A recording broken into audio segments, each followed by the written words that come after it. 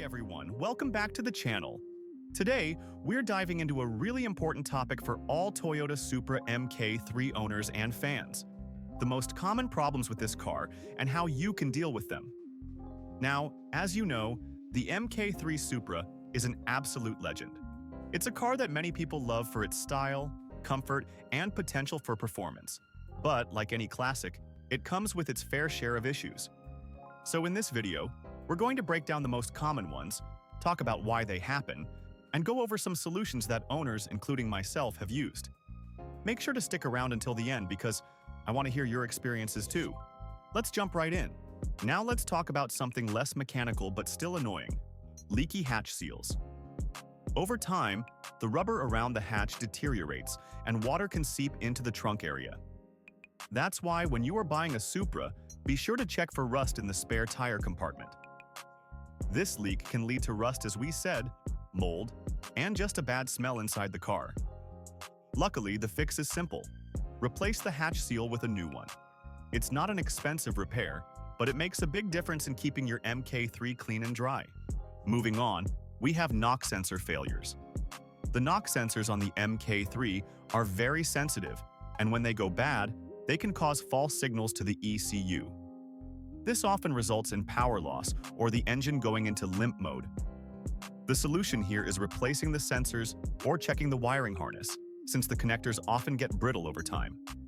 Without properly working knock sensors, you're risking the entire engine. Another common issue is power steering hose failure.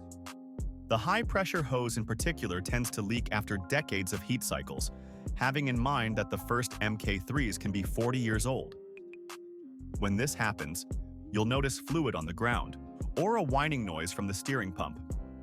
The fix is pretty straightforward. Replace the hose with either an OEM part or a stronger aftermarket solution. Some owners even reroute the system for better reliability. Next, let's talk about suspension wear. The MK3 is an older car now, and most of them still on the road have worn-out bushings, shocks, and ball joints. This leads to sloppy handling, uneven tire wear, and just an overall floaty feeling when you drive. The good news is that upgrading to polyurethane bushings or even OEM replacements can completely transform the car. A fresh suspension setup makes the MK3 feel tight and responsive again as the first day it hit the road. Most of you know about the head gasket leaks, especially on the turbo models. The 7M GTE engine is notorious for this because, from the factory, Toyota didn't torque the head bolts to the proper spec.